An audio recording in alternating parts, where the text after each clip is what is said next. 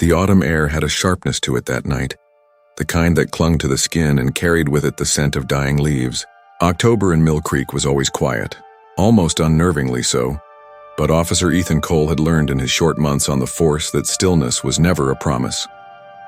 It was a warning. At 23, Ethan still carried the look of a boy trying on a man's uniform.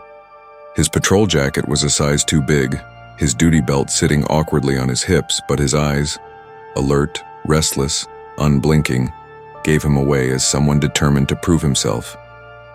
Tonight was just another midnight shift, another stretch of lonely roads and silent radios. He guided the cruiser along Route 17, headlights slicing through the mist that rolled down from the hills. The town had long since gone to bed, storefronts shuttered, street lamps buzzing with pale light. Ethan tapped the steering wheel in rhythm with the hum of the engine, the radio crackling with static before dispatch's voice drifted through. Unit 7, status check. Ethan reached for the mic. Unit 7, all clear. Wrapping up the shift. His voice was steady, almost rehearsed, as if speaking into the void reassured him that anyone was listening. There was no response, only static, before the line clicked dead. He frowned, twisted the dial, and tried again. Still nothing. A faulty radio wasn't unusual, not in Mill Creek, where budget cuts left the department clinging to equipment older than he was. Still, it gnawed at him. The silence. The road bent east, running parallel to the Blackwater River. Ethan slowed the cruiser, eyes narrowing at the fog that curled low over the water. He remembered his sergeant's warning during training. That river swallows things whole. Cars, evidence, even people. Don't linger there unless you have to. And yet Ethan lingered. He pulled to the shoulder, leaving the headlights on. The beams stretched out, piercing the fog in fractured columns of white. For a moment he just sat there listening. The ticking of the engine, the faint rush of water below. And beneath it all, something else, like footsteps on gravel, too far away to be clear. His hand moved instinctively toward the flashlight on the passenger seat, fingers curling around the handle. He stepped out of the car, boots crunching against the frost-kissed grass. The cold bit hard, filling his lungs, but he ignored it. He swept the beam across the riverbank, catching the reflection of water, the glint of something metallic, then nothing. Just emptiness. Ethan raised the radio again, pressing the button with a little more urgency. Unit 7 checking in. Location Route 17 near Blackwater. Static hissed back at him. He lowered the radio, his jaw tightening. Somewhere in the fog, a low thud echoed like a car door slamming, distant but deliberate. His chest tightened. Hello? His voice cracked against the emptiness. He told himself it was just his nerves. Rookie jitters.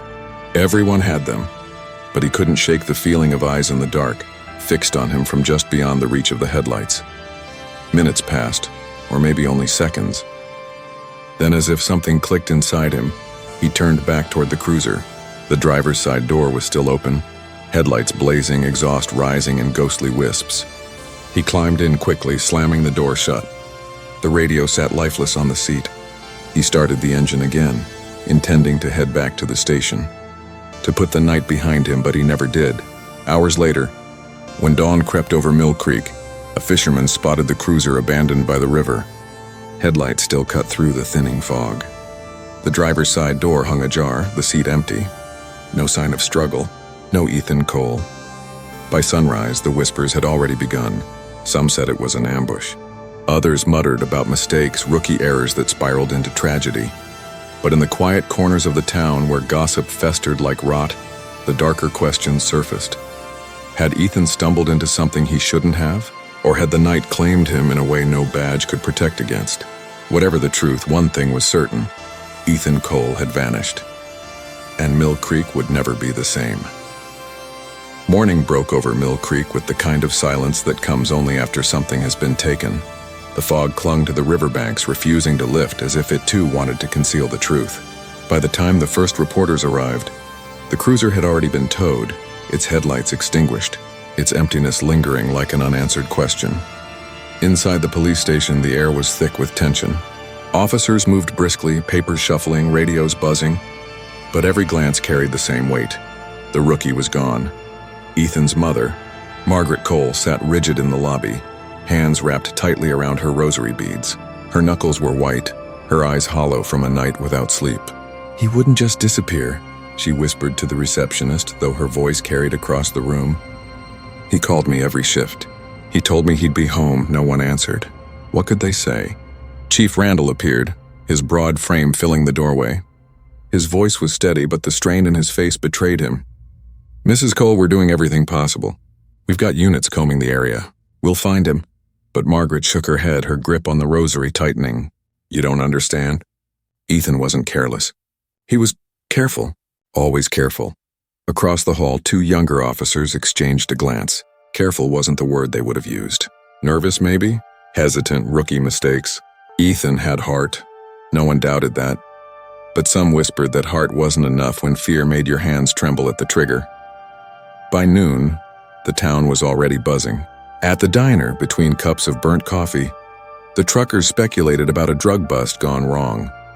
In the hardware store, someone swore they'd seen another cruiser tailing Ethan's car hours before. Every theory carried the same undercurrent. Something wasn't right. Sergeant Daniels, Ethan's training officer, stood apart from the noise. A cigarette burned low between his fingers as he stared out the back door of the station. He had been the last one to speak with Ethan before he left for the night. The memory pressed against his skull like a migraine. "Keep your head down, Cole," he had told him. "This town eats rookies alive if they're not careful." Now the words felt like a curse. That evening, reporters gathered on Margaret's lawn, cameras flashing against the worn siding of the Cole family home.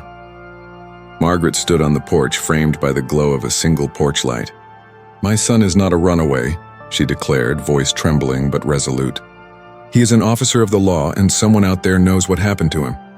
The clip ran on every evening broadcast. For the town, it was a plea.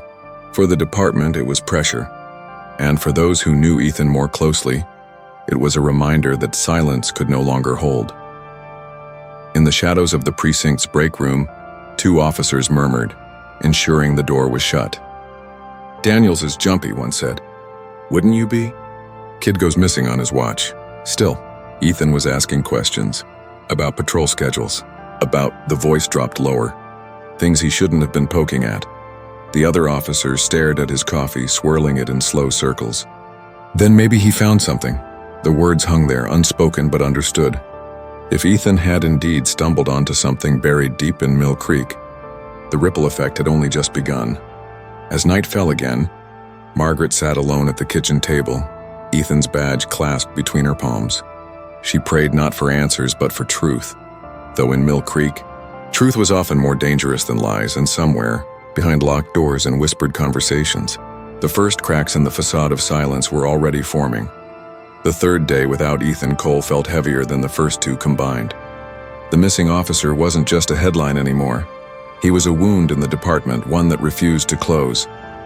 The search parties dragged the riverbanks, dogs scoured the woods, and helicopters swept low over cornfields. But each hour that passed without discovery widened the fracture in Mill Creek's trust.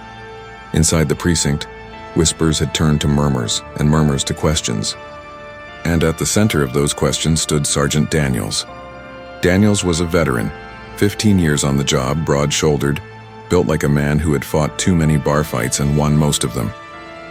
His reputation was that of a hard man, strict, uncompromising. But since Ethan vanished, his edges seemed sharper. He snapped at rookies for trivial mistakes, disappeared for hours under the guise of field work, and smoked through packs of cigarettes until his fingertips smelled of ash. During a briefing, Chief Randall laid out the thin trail of evidence: Ethan's abandoned cruiser, his missing radio log, his mother's insistence that something was wrong. Daniel sat in the corner, arms crossed, his eyes fixed on the table instead of the chief. When asked to speak, he muttered only, "Kid wasn't ready for this job," before clamping up again. The words spread like gasoline on dry grass. That night, Officer Harlan approached Daniels in the parking lot, where the older man leaned against his truck, cigarette ember glowing in the dark. "You really think Cole wasn't ready?" Harlan asked. Daniels exhaled smoke, avoiding his eyes. "You saw him. He froze up on simple calls. He asked too many damn questions." "Questions about what?" Harlan pressed. Daniels flicked his cigarette to the ground and crushed it beneath his boot. "Doesn't matter now, does it?" But it didn't matter to Harlan, to Margaret Cole, to Rachel Monroe, the bartender who had quietly stopped showing up for shifts since Ethan's disappearance. The cracks were showing. 2 nights later, Daniels arrived late to a department-wide search briefing. His uniform shirt was untucked, his eyes bloodshot, his jaw set tight. Chief Randall stared him down. "You were supposed to coordinate the West Sector," the chief said, voice low but cutting. "I did," Daniels replied. "No, you didn't. I called your radio 3 times. Daniels leaned forward, his voice dropping to a growl. "I said I handled it." The room went still. Officers exchanged glances, but no one spoke. Daniels turned on his heel and left, the door slamming shut behind him. Later in the locker room, the youngest recruits whispered when they thought no one else could hear. "Daniels was the last one to see him, right?" "Yeah, he dropped him at the station, or so he says." "You believe that?" Silence answered. For Margaret Cole, the rumors reached her doorstep through sympathetic neighbors who lingered too long at the fence. She listened quietly, nodding, her grief-stricken face unreadable. But each night she lit a candle in Ethan's room, as if the flame itself might keep him tethered. Daniels, meanwhile, drove the back roads alone after his shifts, headlights cutting through darkness just as Ethan's had. Sometimes he stopped near the river, sitting in silence, cigarette glowing faintly beside him. His reflection in the water wavered with the current, broken, distorted. He knew the town was watching him. He felt their suspicion pressing against his skin. But the more they whispered, the less he spoke. And the silence, his silence, was beginning to feel like a confession all its own. The 4th week of Ethan's disappearance dragged Mill Creek into a deeper shadow. By now, the river had been searched so many times that locals joked it was cleaner than ever before. Yet nothing surfaced. No body, no badge, no trace of the rookie who once patrolled its banks. What remained instead was silence, and silence had a way of breeding rumors. Most of those rumors pointed inward toward the department, but a few reached outward, curling toward a dimly lit bar on the edge of town called the Lantern. Rachel Monroe was the kind of woman people noticed but rarely understood. She worked nights behind the bar, pouring whiskey for men who looked at her too long, carrying trays of beer with a smile that never touched her eyes. Her past was something she never spoke of, only whispered about by others. Divorce, addiction, maybe worse. In Mill Creek, mystery alone was enough to stain her reputation. When detectives finally stepped into the Lantern, Rachel froze. She had expected this moment, dreaded it even. She wiped her hands on a towel, her voice low when she asked, "This about Ethan?" Detective Price studied her carefully. "You knew him?" Rachel gave a hollow laugh, shaking her head. "Knew him? Nobody in this town ever really knew Ethan. Not his mother, not his chief, certainly not Daniels." Her eyes flickered, betraying something deeper. It didn't take long for the truth to unravel. Rachel Monroe and Ethan Cole had been seeing each other in secret. Not in public, not in daylight, but in the stolen hours after his shift ended. He would slip into the bar when the last patrons had stumbled out, or meet her in the back lot under the orange glow of a single street lamp. "He trusted me," Rachel said, her voice cracking. "Trusted me with things he couldn't say out loud."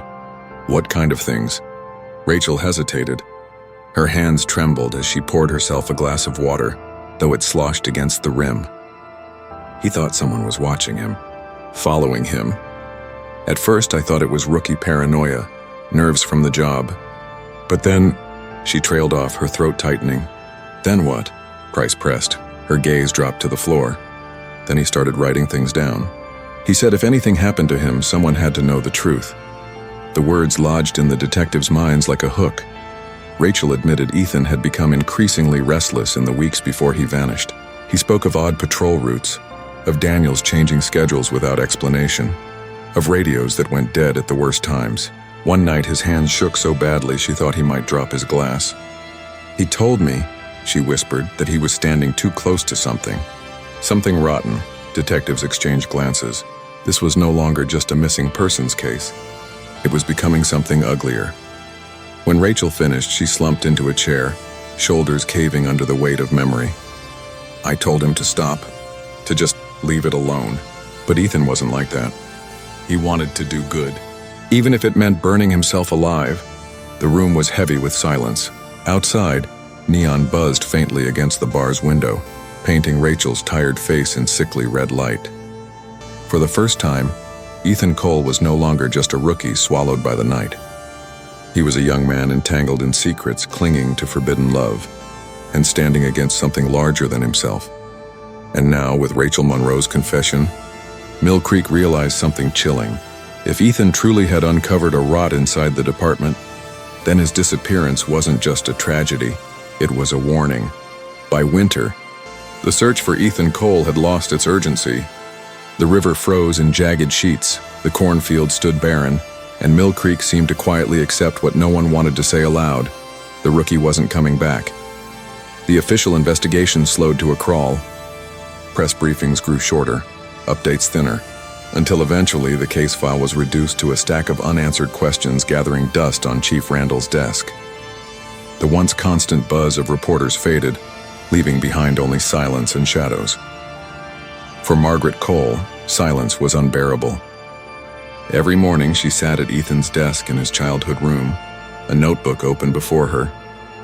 She wrote him letters, updates about the weather, about neighbors stopping by with casseroles, about how she still left the porch light on for him every night. She never wrote about the grief that hollowed her chest or the nights she woke from dreams of headlights glowing in the fog. Those belonged to her alone. Rachel Monroe was unraveling too. She quit her job at the Lantern after one night of breaking down mid-shift. Her hands shaking so badly she couldn't pour a drink. She disappeared into a haze of cheap motel rooms and empty bottles, running from the memory of Ethan's last words to her. "If I don't come back, it means I was right." Sergeant Daniels transferred quietly to another precinct 2 counties over. Officially, it was reassignment. Unofficially, it was distance. From the sideways glances, the murmurs in locker rooms, the weight of suspicion he carried like a stain on his badge. Yet no matter how far he drove, the sound of Ethan's voice on that last night, hesitant, uncertain, echoed in his mind. The town itself changed. The Cole case became a cautionary tale whispered to recruits. Don't ask questions you don't want answers to. Don't wander where you shouldn't. Parents warned their children not to linger near the river. Bartenders remembered to turn the lights on brighter at closing time. And the people of Mill Creek, once proud of their little police department, now looked at cruisers with quiet distrust. But beneath the surface, the story never really died. It lingered in the corners at the diner booths, in late-night bar conversations, at backyard barbecues. Some swore Ethan ran off with Rachel, that the whole thing was a lover's pact gone wrong. Others insisted Daniels knew more than he admitted. A few whispered that Ethan had stumbled onto corruption buried so deep that no one dared dig it up. The truth was that no one knew, and yet, even in the absence of answers, echoes remained. The echo of Margaret's prayers whispered into empty rooms. The echo of Rachel's sobs muffled by motel walls. The echo of Daniel's silence heavier than words. 5 years would pass before those echoes stirred again, before a battered notebook emerged to drag Ethan's name and the secrets he carried back into the light. But for now, in the dead of winter, Mill Creek lived in a fragile quiet. A quiet that felt less like peace and more like a held breath. Waiting to break, 5 years passed. Mill Creek had moved on, at least on the surface. The Cole case was now a ghost story, pulled out during late-night shifts or whispered to rookies as a warning of what could happen when curiosity cut too deep. Ethan Cole had become less a man and more a cautionary tale. But in the spring of 2000, his name returned like a storm. It started quietly, almost bureaucratically. A new evidence clerk was auditing old case files, the kind of tedious work no one envied. In the back of a dust-choked cabinet, misfiled among forgotten reports, she found a plain cardboard box marked Cole E. Misk. It had been logged once, then shoved aside, never reviewed. Inside, beneath a folded uniform shirt and a scuffed pair of boots, was a small black notebook. Its leather cover was cracked, edges frayed, and pages warped slightly by water damage. But inside, Ethan's handwriting still breathed. The clerk carried the box to Chief Randall, who hadn't spoken Ethan's name aloud in years. The chief turned the notebook in his hands like something fragile, something dangerous. Then he opened it. The first page was ordinary. Dates, notes about patrols, reminders to call his mother. But as he flipped further, the entries darkened. Scrawled lines blurred with urgency, margins filled with underlined names, fragments of thoughts, half-finished warnings. "They're watching me. Daniels knows more than he says. Trust no one. Randall closed the book, his throat dry. For years he had buried the case under silence, convinced himself the boy had simply been lost to the river or the night. But these pages, raw, frightened, alive, dragged him back to that October. Ethan hadn't vanished by chance. He had been hunted by fear long before the fog swallowed him. Word spread quickly. By the end of the week, Margaret Cole sat in the chief's office, the notebook trembling in her hands. Her fingers traced Ethan's handwriting, tears sliding unchecked down her cheeks. "He was trying to tell us," she whispered. All this time he was trying to tell us. Rachel Monroe heard soon after. She was sober now, working at a small diner on the far side of town, her hair pulled back, her face lined with the weight of years. When a detective slid the photocopied pages across the counter, she froze. She didn't need to read them to know they were Ethan's. She had seen the way he wrote, hurried, restless, like the words couldn't escape his mind fast enough. She shut her eyes, her voice low. He wasn't paranoid. He was right. And just like that, the case that had gone cold burned with new life. The department reopened the investigation, reluctantly at first, then with growing urgency as journalists caught wind of the discovery. Headlines screamed, "Vanished rookie's notebook resurfaces after 5 years." Old suspicions sharpened into accusations. Daniel's name was muttered in every corner, his transfer now seen less as a coincidence and more as a flight. The notebook was both a revelation and a riddle. For every clear accusation, there were half a dozen cryptic notes. Pages ended abruptly, sentences trailed off. Words like shipment and cover-up appeared with no explanation. And always circling back like a refrain was the same chilling line, "If something happens to me, start here." The officers assigned to the revived case spread the pages across a table under the harsh glow of fluorescent lights. The ink seemed to pulse with warning, as if Ethan himself were in the room urging them forward. But for Margaret and Rachel, it wasn't about evidence. It was about vindication. For 5 years, they had lived with whispers that Ethan was reckless, unstable, or worse. Now, with every page turned, he was no longer just a rookie swallowed by the night. He was a voice still speaking from it. The notebook didn't read like a diary. It read like a slow-motion collapse. The first half painted Ethan as eager but overwhelmed. Notes on patrol times, reminders about radio codes, sketches of street layouts. But then halfway through, the tone shifted. Words grew jagged, sentences rushed. His handwriting tilted downward as if the page itself was dragging him. "Someone followed me again tonight. Daniel said not to write anything down, but I can't trust silence. The cruiser's headlights stayed 2 lengths behind me for 8 miles. When I pulled over, they vanished. Nobody reported being in the area. Investigators sat around the table, photocopies spread across the surface. The words carried a paranoia that was too consistent to dismiss. For every entry about patrols, there were 2 about fear. One night, Ethan wrote, "I think the radio cuts aren't accidents. Daniel says it's faulty wiring, but why always when I'm alone?" Another, "There's talk of something moving through Mill Creek, not drugs. Something bigger. I don't know who's in on it. I don't want to know, but I think I already do." And then the entries grew darker still. "Daniels told me to keep my mouth shut. Said rookies don't last if they ask too many questions." His face, he wasn't warning me. He was threatening me. Rachel Monroe sat in on one of the review sessions, her hands wrapped tightly around a styrofoam cup of coffee. She read the words with silent tears streaking her face. "He told me about that night," she whispered. Said Daniels looked at him like he was already gone. Chief Randall shifted uncomfortably, but no one spoke. Later entries revealed Ethan's desperation. He began creating codes in the margins, initials that corresponded to fellow officers, strange symbols beside certain dates. The meanings weren't clear, but the repetition was chilling. SD not safe. RP may be watching me. Trust no badge. One final entry stood out from the rest, dated the night before he disappeared. "Tomorrow I'll go to the chief. I'll tell him everything. If I don't make it back, it means the rot is deeper than I thought." The line was underlined 3 times, the pen digging into the paper so hard it tore slightly. Rachel pressed her hand over her mouth, stifling a sob. "He knew," she murmured. "He knew they'd stop him." Not everyone in the room agreed. Detective Price leaned back in his chair, frowning. Or he wanted us to think that. Paranoia, nerves, stress. It's not uncommon for rookies to spiral. But even as he said it, the weight of the words hung in the room. Paranoia didn't misfile notebooks. Paranoia didn't vanish patrol cars. The notebook was a map without a legend. But one thing was undeniable. Ethan Cole believed someone inside the department was hunting him. That belief tore open wounds long thought scarred over. Officers who had worked with Daniels grew defensive when questioned. Old patrol logs were re-examined. Suspicion rippled outward, touching nearly everyone in uniform. The fraternity of the badge, once unshakable, now cracked under the weight of a dead rookie's words. Margaret Cole clutched the notebook to her chest when they let her see it again. "He was trying to protect me," she whispered. "That's why he didn't tell me everything. He thought if he carried it alone, we'd be safe." But he hadn't been safe. And now, 5 years later, the words he left behind were more dangerous than any secret he'd carried in life. Outside the station, Rachel smoked her first cigarette in years, the flame shaking in the night breeze.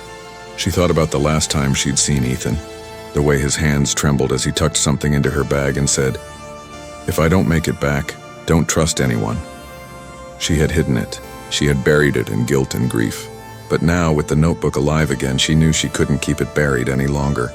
Because Ethan's words were no longer just confessions. They were accusations. And soon, the world would demand proof. Rachel sat alone in her small apartment, the notebook spread open on her kitchen table. The pages seemed to stare at her, demanding something she had avoided for years. She had lied to herself, convinced she'd done the right thing. But the truth pressed heavier with every entry she read. Ethan had trusted her. She remembered the night with a clarity that felt like punishment. October 17th, 1995. Ethan's hands were ice cold when he pressed a folded envelope into her bag. His voice trembled, but his eyes burned with conviction. "If I don't make it back, this can't die with me. Promise me, Rachel," she had promised, and then she had broken it. For 5 years, the envelope had remained hidden inside an old shoebox beneath her bed, buried beneath layers of denial. She had told herself she was protecting Ethan's family, protecting herself. But now, with the notebook uncovered and the investigation reopened, that lie could no longer hold. Her hands shook as she dug the shoebox out, dust clinging to her skin. Inside was the envelope, edges yellowed, Ethan's handwriting etched across the front. "RM, only if I'm gone." Rachel's breath caught. She hadn't seen those letters in years. She tore it open with trembling fingers. Inside were pages, his writing again, hurried, uneven. Not journal entries this time, statements, observations, names. "Daniels is in deeper than I thought. There's money moving, deliveries that don't make sense. The sheriff looks the other way. Some of the deputies too. It's all connected. I saw them by the river. Daniels, 2 men I didn't recognize. Something in the trunk. They told me if I spoke I wouldn't see morning. If anything happens to me, it wasn't an accident. Find the ledger. Find the river." Rachel pressed the pages to her chest, sobbing into the quiet. She had kept this to herself, terrified of what it meant, terrified of who might come after her. But now she realized she had been holding the missing piece of Ethan's puzzle all along. The next morning, she drove to the station with the envelope locked in her glove compartment. Her eyes darted to every car behind her, every stranger at the gas station. Ethan's paranoia was now hers. Inside the station, tension lingered like smoke. Officers whispered in corners and silences stretched too long. Trust had evaporated. Rachel felt every gaze on her as she asked to speak privately with Detective Price. When the office door shut, she slid the envelope across the desk. "He gave this to me before he disappeared," she said, her voice raw. "I was too scared to show anyone, but now you need to see it." Price hesitated before opening it. As his eyes scanned the words, his expression hardened. He leaned back, exhaling slowly. "Rachel, do you realize what this means? If this is real, if Daniels was involved in something criminal—" "It is real," she cut in, her voice breaking. "Ethan trusted me with it. I failed him for 5 years, but I won't fail him again." Price studied her. There was sympathy in his eyes, but also calculation. "This changes things," he said carefully. "But it also puts you at risk. If what Ethan wrote is true, whoever silenced him may not want you alive either." Rachel swallowed, her throat dry. "I've lived with fear every day since he vanished. Fear of them, fear of this. But I'm done hiding. Ethan deserves more than silence." For a long moment, Price said nothing. Then he folded the pages back into the envelope and locked it in his desk drawer. "We'll follow the trail. But Rachel, this doesn't leave this room, not yet. If Daniels or anyone else catches wind of what we're looking at, they'll bury us both." Rachel nodded, though dread coiled in her stomach. Ethan's words were alive again, and with them came danger she could no longer avoid. That night, she lay awake replaying his final warning in her mind. "If I don't make it back, don't trust anyone." She had finally honored his trust, but at what cost? Because now the secret was no longer hers to keep, and soon someone would come looking for it. Detective Price shut his office blinds the next morning, the envelope still locked inside his desk. The department buzzed outside his door, but inside the room silence reigned. He reread Ethan's words again and again, each line pulling him deeper into a web that smelled of rot. "Find the ledger, find the river." The phrase was simple yet heavy, as if Ethan had boiled his terror into code. Price knew what river meant. The place Ethan's cruiser was abandoned. But ledger? That was different. A ledger meant money, records, names, proof. Proof that someone had everything to lose if Ethan talked. Rachel sat across from him, her hands clasped tightly in her lap. She hadn't slept. Her eyes were bloodshot, her voice brittle. "Ethan said Daniels was there, by the river. If the ledger exists, he must have been protecting it." Price didn't answer right away. He didn't want to tip his hand, not to Rachel, not to anyone. If Daniels really was involved, then the walls of this very station might have ears. That afternoon, Price made his move quietly. He drove to Mill Creek, parking far from the banks. The autumn air bit into his skin, the trees shedding their last golden leaves into the slow-moving water. He walked the river's edge, searching for signs of what Ethan might have seen 5 years earlier. The place where Ethan's cruiser had been found was marked only by memory now, but Price stood there imagining the headlights still burning into the night. He crouched, running his fingers over the soil, and then he saw it. Fresh tire marks, not from years ago, but recent. Someone else had been coming back here. His stomach tightened. Whoever they were, they hadn't finished their work. That night, Price returned to the station long after most had gone home. He didn't want prying eyes. Using Daniel's spare keys from the evidence locker, a move that already broke more rules than he could count, he slipped into Daniel's office. The room smelled faintly of stale coffee and leather polish. Tidy, almost too tidy. On the bookshelf, Price noticed a row of identical binders unmarked. He pulled one down. Nothing, just training notes. He tried another. Empty.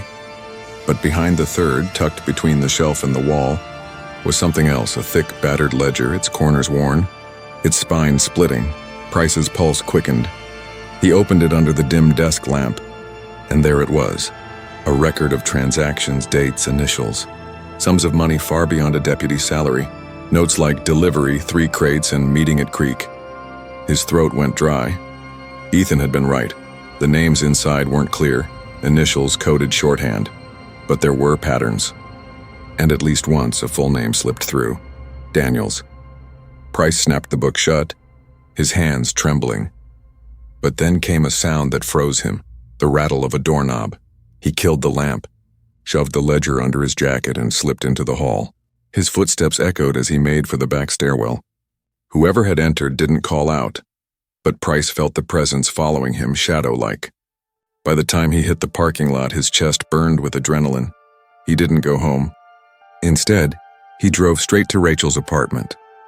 When she opened the door, her eyes widened at the sight of him, disheveled, sweating, clutching the ledger like it was radioactive. "I found it," he whispered. Rachel's hands flew to her mouth. "Dear God," he set it on her kitchen table, flipping to the pages that proved Ethan's suspicions. This is what he died for. Money, corruption, something bigger than either of us. And Daniels, he's in the middle of it. Rachel stared down at the pages, tears streaking her face. So Ethan wasn't paranoid. He was right, Price nodded grimly. Right, and hunted. Rachel shuddered, hugging herself. The truth wasn't a relief. It was a death sentence, because now they both knew, and knowledge had already killed once.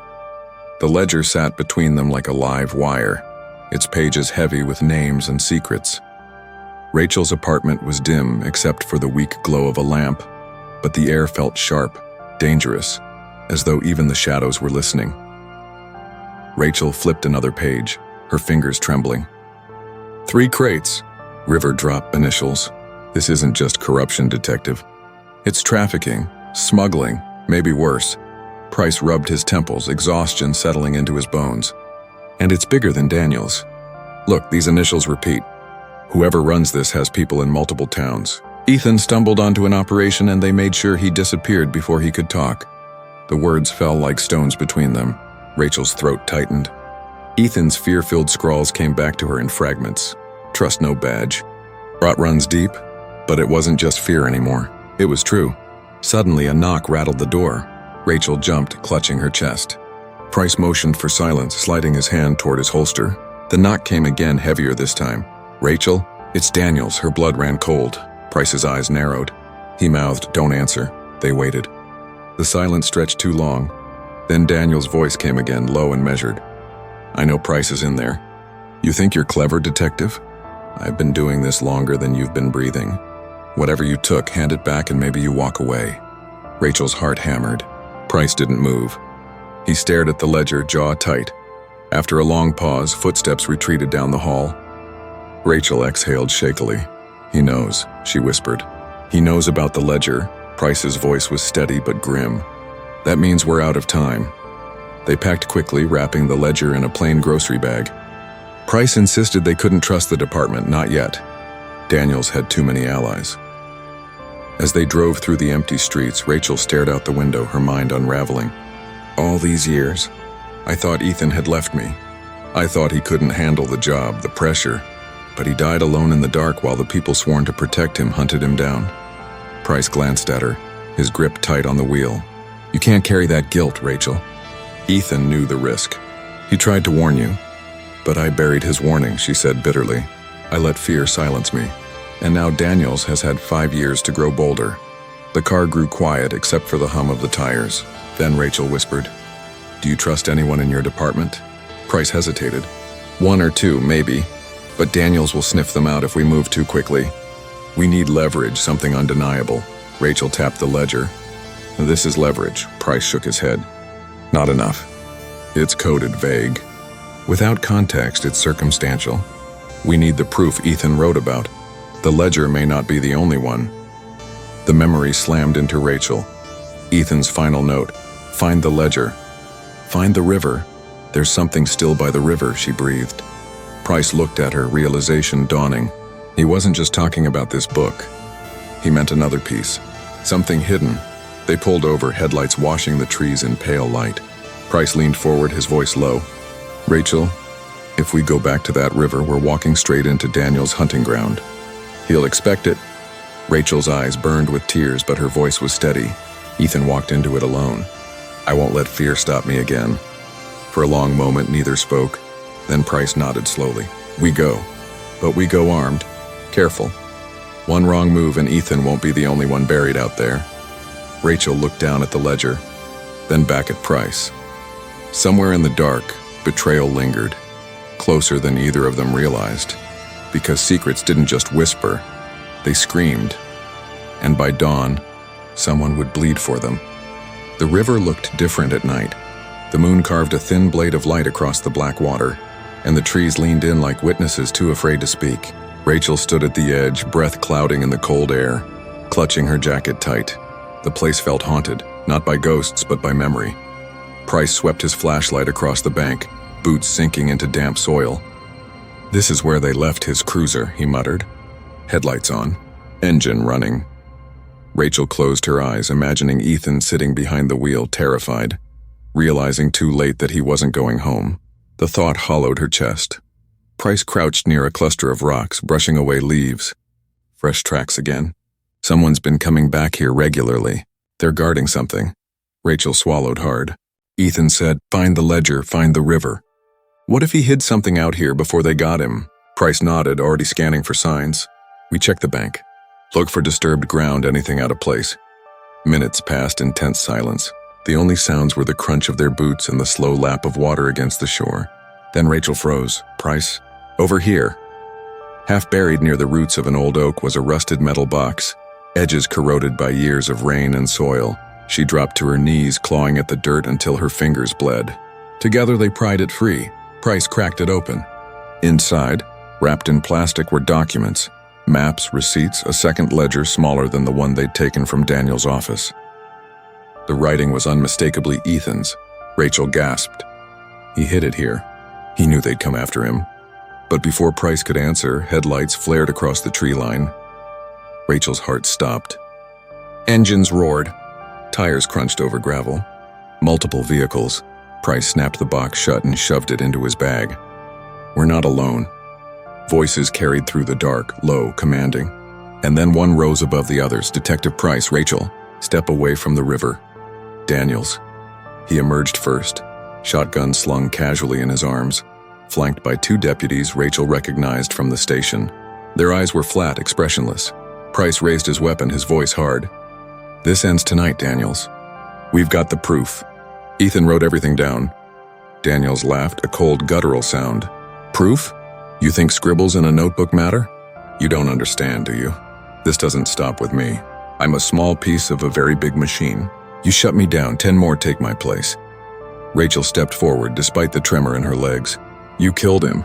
You hunted Ethan like an animal. Daniel's smile was cruel. He didn't know when to shut up. Neither did you, apparently. The deputies raised their weapons. Rachel's breath came fast, the night air razor sharp in her lungs. Price's voice cut through the standoff. You pull that trigger, Daniels, and the world will know. I've got the ledger. I've got names. You won't bury this. Daniels tilted his head. Then I guess we'll bury you instead. The gunfire shattered the night. Rachel dropped behind the oak, ears ringing, heart pounding. Price fired back, muzzle flashes lighting the trees. The river exploded with ripples as bullets struck the water. Rachel, run! Price shouted, but she didn't run. She grabbed the rusted box, clutching it to her chest, and scrambled deeper into the trees. Branches tore at her arms, mud sucked at her shoes. Behind her, the firefight raged. Shouts, curses, the thunder of weapons in the dark. Then came a scream. Price's voice cut short. Rachel froze, chest heaving, tears stinging her eyes. She wanted to turn back, to drag him out of the chaos. But Ethan's words echoed in her mind. If I don't make it back. Don't trust anyone, she kept running. Behind her, the river swallowed the sound of blood and betrayal. Ahead, the forest closed in, carrying her toward a future written in fear. The dawn crept slowly across the town, pale light washing over streets that felt unchanged yet poisoned. Rachel sat alone in her car, the rusted metal box on the passenger seat, the smaller ledger pressed against her chest. Her hands wouldn't stop trembling. She had run all night, chased by memories of gunfire and the echo of Price's scream. She didn't know if he was alive. She didn't know if she wanted to find out. The town itself seemed complicit, every familiar storefront a mask, every badge a potential traitor. She had lived here her entire life, but now every corner whispered Ethan's warnings. Trust no one. The rot runs deep. Rachel parked in front of the courthouse. For a long time, she couldn't move. She imagined walking inside, placing the ledgers on the judge's desk, speaking Ethan's truth aloud. She imagined Daniel's smug face finally stripped bare, the town forced to reckon with what it had allowed. But another vision gnawed at her. Faceless men in black cars, the same kind who had dragged Ethan into the dark. What if the machine Daniel spoke of was real? What if exposing the truth meant her death before the words ever saw daylight? Her phone buzzed. A single unknown number. One text. You don't want to do this. Walk away, Rachel. Her throat tightened. They already knew. She started the engine, panic surging, but then she stopped. She looked down at the box, at Ethan's frantic handwriting sealed inside, and the guilt that had crushed her for 5 years hardened into resolve. Rachel didn't drive to the courthouse. She drove to the local paper. The editor, a wiry man with ink-stained hands, blinked at her as she burst into his office. Rachel, what on earth? She dropped the ledgers on his desk. Read them, all of it. My fiancé was murdered in 1995 because he tried to expose this. If I disappear, this story cannot. The editor hesitated, flipping through the pages. His eyes widened, face paling as the names and figures leapt out. Jesus Christ. If this is real. It is, Rachel said, her voice steady. And now it's yours. Publish it. Let the whole town see. The man swallowed hard but nodded. This will start a war. Rachel gave a bitter laugh. It already has. She left before fear could drag her back. That night, the story broke. Corruption in county sheriff's office. Ledgers suggest decades of criminal activity. Headlines screamed across front pages. Radios hummed with speculation. Some called it slander, others demanded resignations. Daniels denied everything, his face cold and defiant on the evening news. But the damage was done. The silence had cracked. Rachel watched from her apartment, curtains drawn tight, every noise outside making her flinch. She knew she had painted a target on her back just as Ethan had, but she also knew she had honored him at last. When midnight came, she opened Ethan's notebook one last time. The final words stared back at her. "If I don't make it back, it means the rot is deeper than I thought," Rachel whispered into the silence. "I made it back for you." Tears blurred her vision, but a strange calm settled in her chest. The truth had survived Ethan, had survived her fear, had even survived blood by the river. Whether justice would follow was uncertain, but the machine Daniels had bragged about was no longer invisible. Somewhere in the night, a car idled outside her apartment. She heard the engine, low and patient. Her heart pounded, but she didn't move toward the window. She knew what it meant. The machine hadn't forgotten her. Rachel closed the notebook, kissed the cover, and slid it beneath the floorboard. If they came for her, they wouldn't take Ethan's words again. Outside, the engine revved, then faded into the distance. Rachel exhaled, shaking. For now, she was still here. For now, the truth still breathed. And tomorrow, the town would wake to the war Ethan had warned of.